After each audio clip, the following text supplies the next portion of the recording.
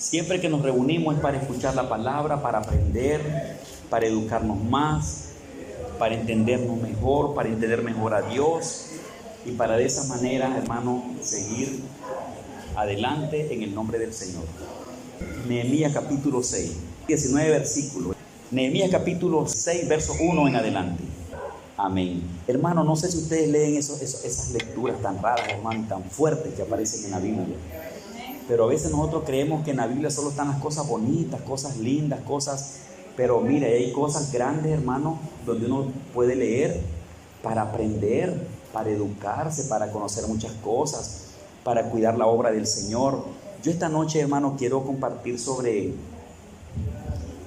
las prioridades, hermano, que tenemos en la vida cristiana.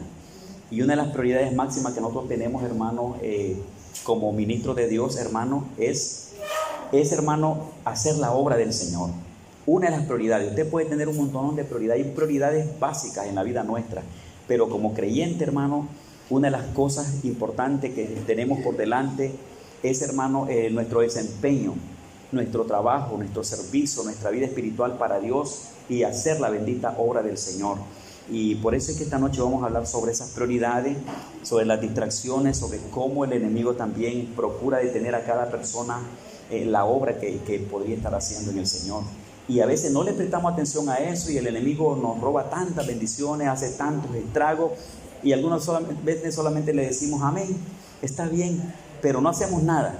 Pero aquí esta noche vamos a tener una palabra que yo creo que es de consejería para la iglesia, una palabra de consejería para nuestra vida personal, en términos personales como persona, como familia y como iglesia, como el cuerpo de Cristo que somos. Importantísimo. Yo quiero orar al Señor un momentito. Padre, te doy gracias en el nombre de Jesús. Gracias por este momento especial. Gracias por haber reunido a tus hijos esta noche en tu casa. Yo pido una palabra para tu iglesia, la palabra que tú quieres dar esta noche. Tú que conoces, Dios, la intención del Espíritu. Tú conoces entonces, Señor, lo que está pasando aquí. Y yo sé, Señor, cómo tú puedes ministrar y bendecir a tus hijos y llenarlos cada día de tu palabra y de tu bendición. Bendiga el cuerpo de Cristo que esté esta noche aquí reunido y que tu palabra se glorifique, Señor, en el nombre de Cristo Jesús. Amén y amén. Bueno, para que tengamos, hermano, un asunto más claro de nuestro mensaje y de nuestra lectura que leímos, quiero hacerle quiero usar la historia de este caso. Fíjense, hermano, que todo esto tiene que ver, especialmente que el pueblo de Dios un día echó tras sus espaldas la palabra del Señor. Imagínense cómo arrancan las cosas, cómo se dan las cosas en la vida. El pueblo de Israel, el pueblo de Judá, el pueblo de Dios, a causa de su forma de vivir, a causa de su forma de andar y de amar a Dios y de expresarse, de vivir pues delante de la presencia del Señor, llegó un momento que no le obedeció al Señor. No le obedeció al Señor y este pueblo pues Dios le había hablado de un cautiverio por causa de desobediencia. Estaba observando, estaba viendo, hermano, la cuestión del cautiverio, que fue un juicio tremendo para Israel. Fíjense, hermano, que Dios no se lo planeó para hacerle un daño al pueblo de Israel. Esto me habla de un principio que hay en Dios, cómo Dios trata a la gente, cómo Dios trata a su iglesia. Una de las cosas que usted va a hallar en su lindo Dios, hermano, es que Dios nunca le va a poner trampa a sus hijos. De eso sí, estése seguro. Usted no tiene un Dios que le va a poner trampa. Usted no tiene un Dios que está planeando cosas malas para su vida. Jamás. Nunca va a encontrar eso. Una trampa que le vaya a hacer Dios. Una cosita negativa para que usted pueda fracasar. Otro detalle, algo para llevarlo a un pecado, para que usted caiga de la gracia de Dios. Eso no lo va a encontrar en el Señor. Yo soy, hermano, lector de las Escrituras y siempre estoy aprendiendo y conozco un poco la palabra del Señor. Sigo estudiando, sigo dándome cuenta, pero no he hallado en la teología de la Biblia, ni en principio, ni que alguien lo haya insinuado aún en el griego, en la lengua original que se escribió el Nuevo Testamento, hermanos, donde Dios aparece planeando daño para hacerle daño a un justo. Siempre aparece Dios justo, un Dios justo obrando, tratando a sus hijos justamente y tratando también al impío justamente. Y al impío le vienen tantas cosas que le acontecen, donde Dios de alguna manera está también proyectado, pero nunca va a haber allí una injusticia de Dios dirigida hacia el impío. Nunca, jamás. Mucho menos en el pueblo bendito del Señor. Más bien Dios siempre está pensando en lo bueno de nosotros. Lo que se mira, que muchas veces decimos, te castigó Dios o te vino una consecuencia, muchas veces, hermano, es consecuencia de la forma que nosotros actuamos. Hay un tema en la Biblia que es bien amplio, las consecuencias de nuestras acciones. Lo que tú siembras cosechas. Pero cuando no entendemos cómo es que Dios manifiesta su juicio, podemos decir, Dios te está castigando, o Dios me está castigando, o le estamos atribuyendo a Dios cosas que nos han venido pensando que Dios es el que está en el asunto. Y si estudiamos bien el caso, nos daríamos cuenta que más bien son consecuencias de las cosas de nosotros. Que si simplemente no hubiéramos hecho aquello, no nos hubiera acontecido nada. Pero que las ejecutamos sembrando malas semillas para malas cosechas. Y en la Biblia aparece la consecuencia 100%. Tú das, tú recibes lo que das. Siembras lo que cosechas. Y Dios solamente está viendo. Ya Dios nos da la enseñanza. Estamos educados y Dios siempre está buscando cómo educar al mundo a través de la iglesia. Y está educando a la iglesia para que la iglesia sepa vivir la vida. Que se tome de principios de Dios. Que escuche el consejo y de esa manera se mueva y viva. Pero cuando los hijos de Dios, hermano, y el mundo hace cosas que están fuera de orden, esas cosas que están fuera de orden son las que le traen consecuencias a la gente. Y entonces la gente por allá dice, te castigó Dios. Y muchas veces no se está interpretando bien esa palabra, te castigó Dios, o me castigó Dios, o ahí te va a castigar el Señor. Son cosas que algunas veces son como complejas.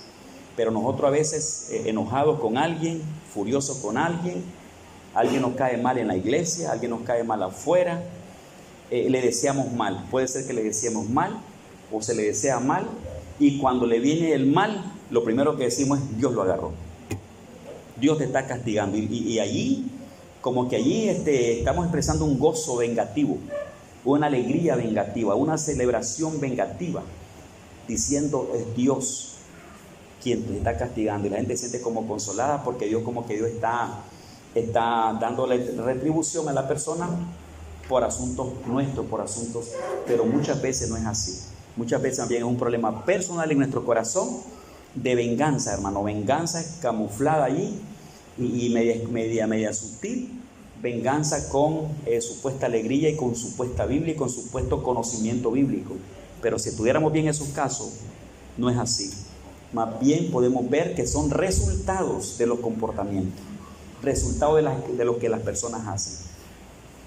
Y que si las personas hicieran otras cosas o hubieran hecho otras cosas en vez de lo que hicieron, que les vino cosa mala, una consecuencia dura y difícil, las personas les hubieran venido otras cosas buenas. Si hicieron cosas buenas, en lugar de cosas malas les vinieran cosas buenas. Porque esa cita de Gálatas 6, versos 7 y 8, dice, lo que el hombre siembra, eso cosecha. Lo que usted hace, lo que yo hago es lo que recibo. No os engañéis, Dios no puede ser burlado. Pues todo lo que el hombre sembrare, eso también segará.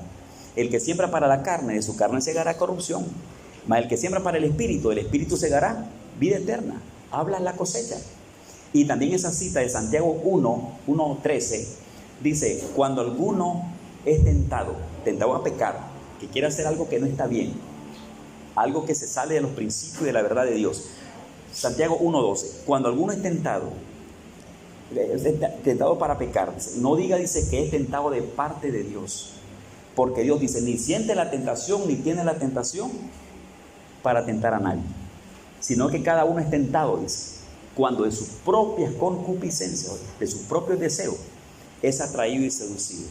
Y luego aquello, cuando ya agarra nido adentro, da inmediatamente la luz el pecado.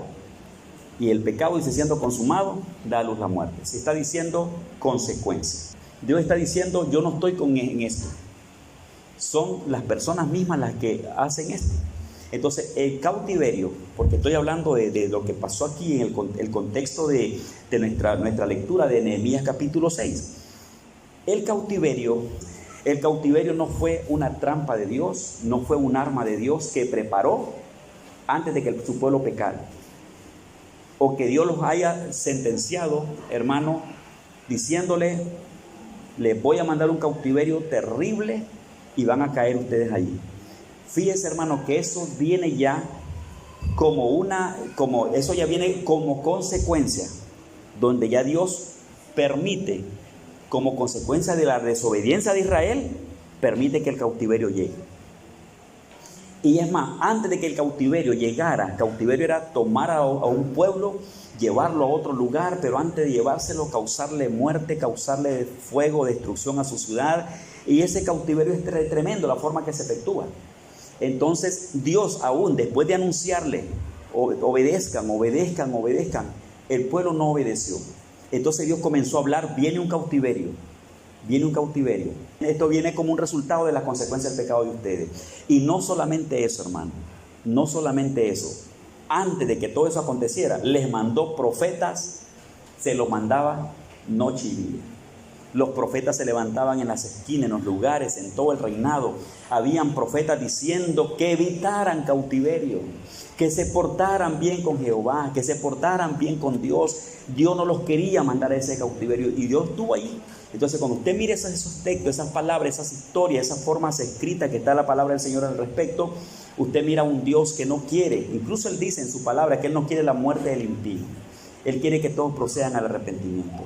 También dice que el Señor no retarda su promesa. Dice que algunos la tienen por tardanza, pero dice que Él es paciente para con todos, no queriendo que nadie, que ninguno perezca, sino que todos procedan al arrepentimiento. Dios no quiere nada mal. Mire qué lindo. Tenemos un Dios amoroso, hermano.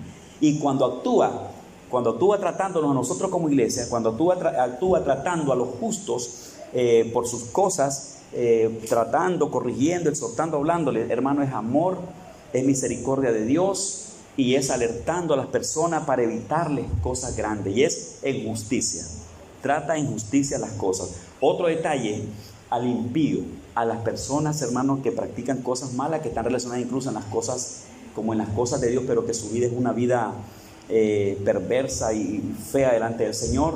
También Dios los trata. ¿Cómo los trata? Los trata con justo juicio. Imagínense que aún a ellos, cuando hablamos de venganza de Dios y cuando trata a este tipo de personas, no los trata, hermano, así en esa furia, como que se le quiere hacer mal a esta gente. No, siempre lo hacen, cuando lo hace, en consecuencia a la desobediencia y al pecado de la misma persona.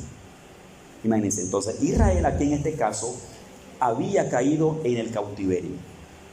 Este capítulo, todo este libro habla de eso. Esdras y Nehemías hablan de la historia de lo que le pasó a Israel.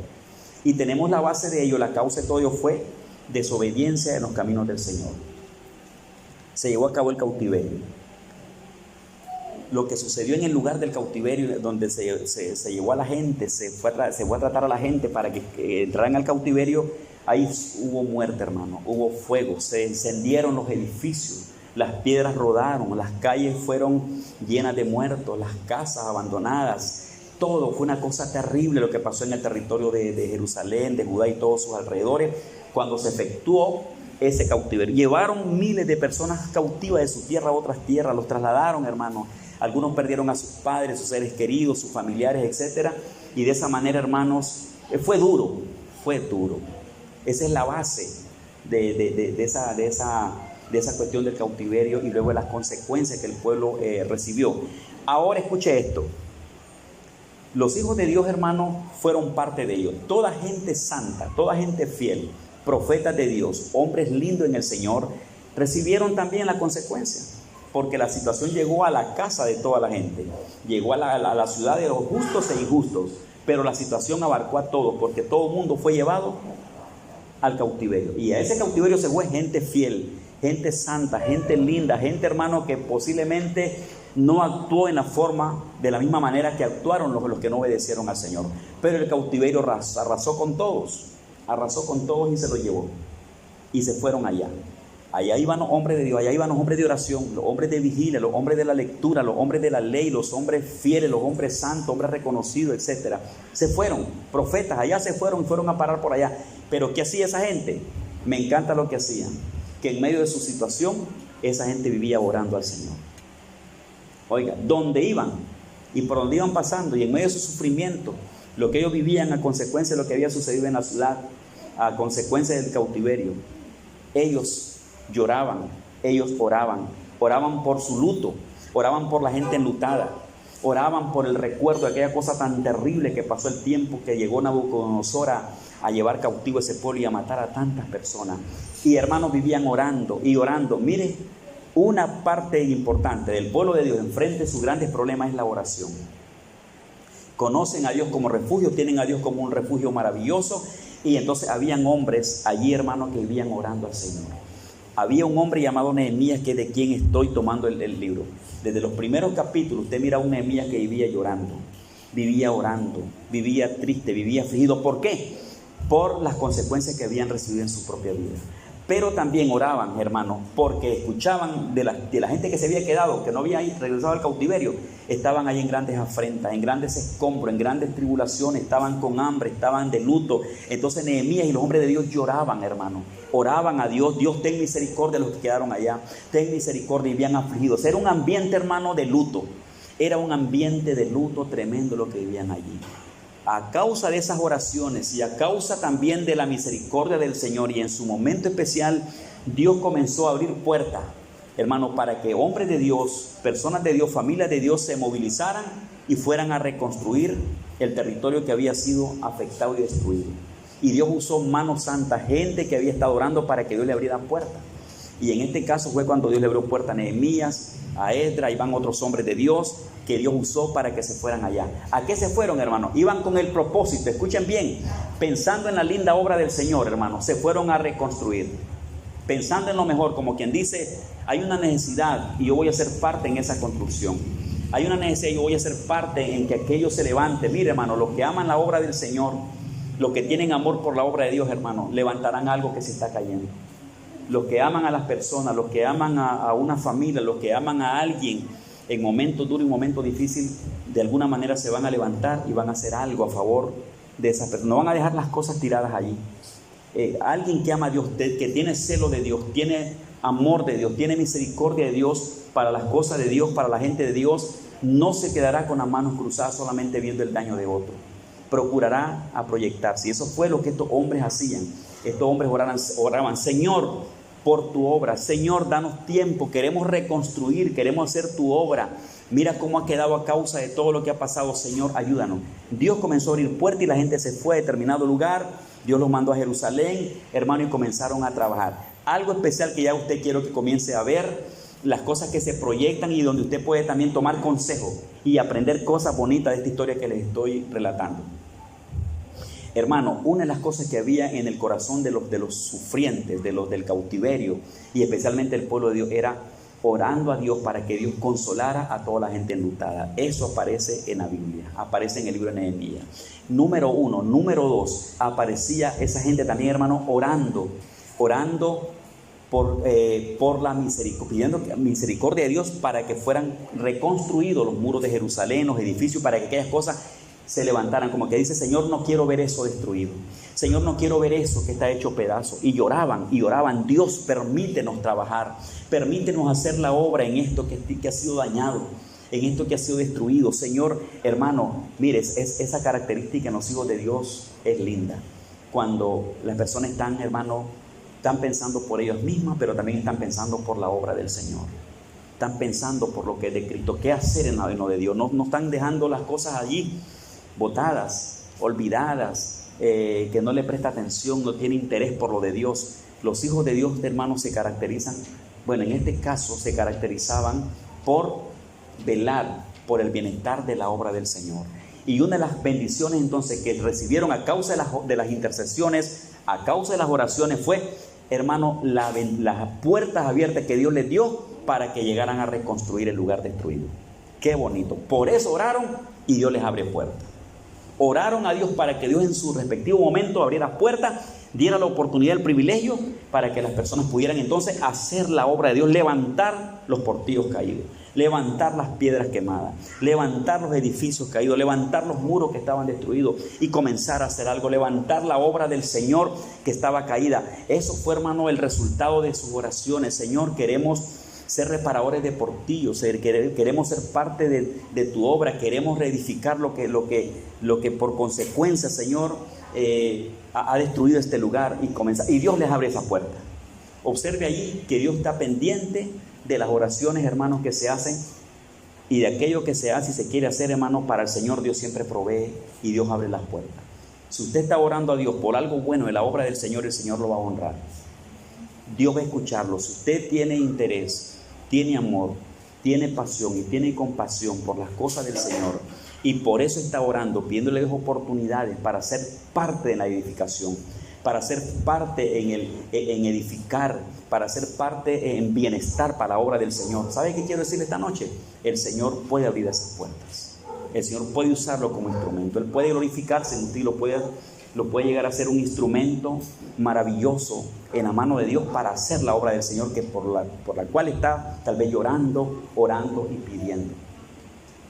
Porque fíjese, hermano, es muy fácil solamente mirarle el daño y más bien en vez de mirar el daño, echarle más tierra al daño. Es bien fácil, pero otra parte es mirar el daño y pedir a Dios sabiduría y ayuda para proyectarse. Cámbiala, la visión es diferente, que no está para destruir más, para raer más de sobre la faz de la tierra aquello que está muerto o que se está muriendo, sino que está pensando en cómo proyectarse para ser de bendición, hermano, y de esa manera servir y de esa manera hacer la bendita obra del Señor. Aquí Dios abrió puertas y mandó Dios a los hombres para servir. Los levanta y comienzan a trabajar. Atención con esto. En la obra del Señor vas a encontrar oposición. ¿Por qué muchas cosas no se hacen, hermano? Porque no es solamente hacer las cosas de Dios. Y aquí yo quiero pedirle a ustedes sabiduría para que ustedes sean sabios y para que no desmayemos cuando estemos haciendo algo para el Señor. El enemigo, hermano, va a oponerse. Imagínense, hermano, todo estaba tranquilo, no se miraban los enemigos como que estaban dormidos, como que estaban encerrados en sus habitaciones. La destrucción ahí estaba, el daño ahí estaba y todo estaba como que nada.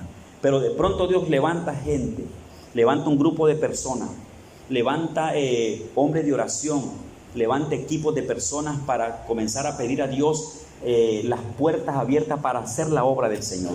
Y viene Dios en base a esas peticiones y da respuesta, abre puertas, cede el paso, pone el material en la mano de la gente para que la obra de Dios, hermano, agarre viaje, para que la obra de Dios se lleve a cabo. Pero ¿qué pasa? Inmediatamente aprenda de esto, se levantó una oposición tremenda. Préstele atención a eso. ¿Usted cree que usted no tiene oposición? Hablemos así, hermano. No solamente para la obra de Dios, para su propia vida personal. Usted tiene un enemigo que trabaja contra su persona. Mire, si alguien no quiere que usted sea una persona edificada espiritualmente en el Señor, va a ser su enemigo, su adversario, que va a usar muchas obras en contra de su vida personal para que usted no haga lo que debe hacer en el Señor. Y muchas veces no queremos entender eso, no nos importa, las cosas nos vienen y lo que hacemos es llorar al lado de los problemas. Y hay que saber eso, lo de Dios, hermano, es que las cosas de Dios no son nuestras, son del Señor. Y cuando tú te haces parte de ello, hay alguien que el enemigo está obrando ahí porque él no quiere que hagas la obra del Señor. Satanás no quiere nada con lo de Dios, no quiere absolutamente nada con lo de Dios. Satanás odia la imagen de Dios en nosotros. Satanás odia la imagen de Cristo en nuestras vidas. Satanás no quiere nada, él vino a matar, robar y destruir, no quiere nada de lo de Dios. De tal manera que cuando hay una familia, un hijo de Dios, alguien que se levanta en Dios para edificar su vida, para agradarle a Dios y para vivir para Cristo, comienza a tener, hermano, mire, ¿cuántos han dado testimonio? Que mientras estaban en el mundo y no buscaban a Cristo, que todo estaba bonito, dice. Pero solo comenzaron a buscar a Cristo, se les comenzaron a levantar, hasta el perro de la casa se le levantó, la mascota, y que comienza a tener obstáculos de diferentes maneras para su vida personal. Comienzan a surgir cosas adentro. Yo no sé cómo pasó con usted cuando usted se levantó para Cristo, cuando usted se reconcilió, cuando usted decidió levantarse, pero mire, hay una oposición que se levanta, que muchas veces el cristiano y que las iglesias no le prestan atención, que por eso hay muchas iglesias tristes, afligidas, doblegadas e intimidadas, porque hay cosas en su vida que no las miran desde otro punto de vista, más que solamente es normal, es tranquilo, solo estoy pasando problemas, pero no buscan la oración, no buscan la ayuda de Dios, no buscan el auxilio de parte del Señor. Allí, hermano, mientras todo estaba destruido, nadie se levantaba, según la Biblia allí en Nehemías 6, todo estaba destruido, nadie se levantaba a hacer nada, no se miraban problemas. Los hijos de Dios estaban en sus respectivos lugares orando, intercediendo, orando para que Dios levantara gente para reconstruir, para que sucedieran cosas grandes y cosas lindas. Hermano, todo estaba quietecito. Una vez que Dios dijo, es el momento, trabajemos, reedifiquemos, levantemos, aquí tienen las herramientas, y comienza Dios a ungir, a bendecir, a fortalecer espiritualmente, etcétera, a las personas para el trabajo. Una vez que eso comienza, ya comienza un problema. Ahí está. Comienza algo que procura evitar que hagas lo que quieres hacer para el Señor. Estos hombres de Dios, hermano, inmediatamente que ellos tienen la luz verde para el trabajo del Señor, comienzan a experimentar, hermano, oposiciones terribles contra lo que querían hacer. Ojo con lo que les voy a mencionar. En medio de las pruebas, hermano, en medio de las luchas relacionadas a cosas así del Señor, a tu vida cristiana, a tu vida de ministerio, a tu servicio, a la obra del Señor, hermano, yo le voy a dar un consejo esta noche. ¿Qué hacemos cuando nos sentimos atacados?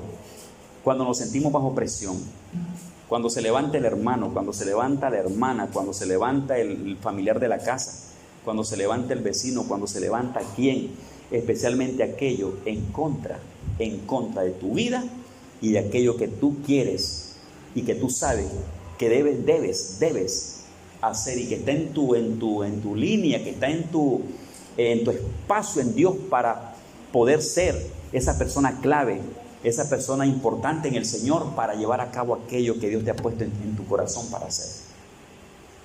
¿Qué es lo que sucede? Inmediatamente que te levantas, se levanta algo contra tu persona. Pero ¿qué hacemos en ese momento? ¿Qué es lo que hace un pocón de gente al respecto? Lo que hacen es, hermano, enfrentar en la carne sus problemas.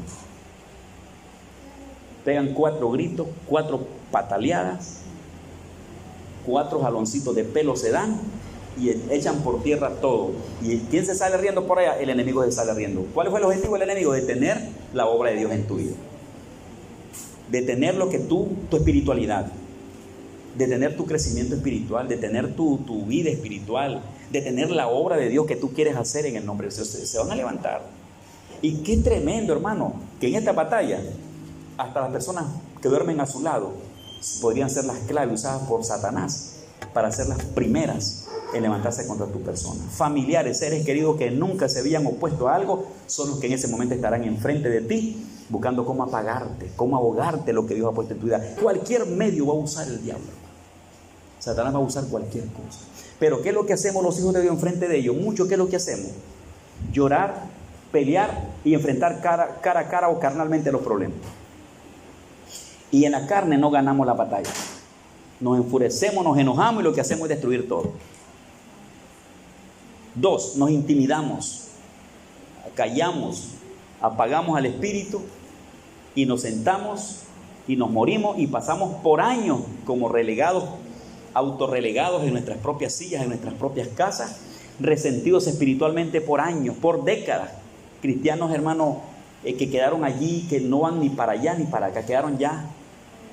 Mire qué tremendo el diablo cómo hace, cómo controla, cómo intimida, cómo hace. Pero aquí hay 2 cosas. Le quiero mencionar la Biblia y le quiero mencionar el ejemplo de reacción de Nehemías y de su equipo en frente de la oposición cuando ellos ya querían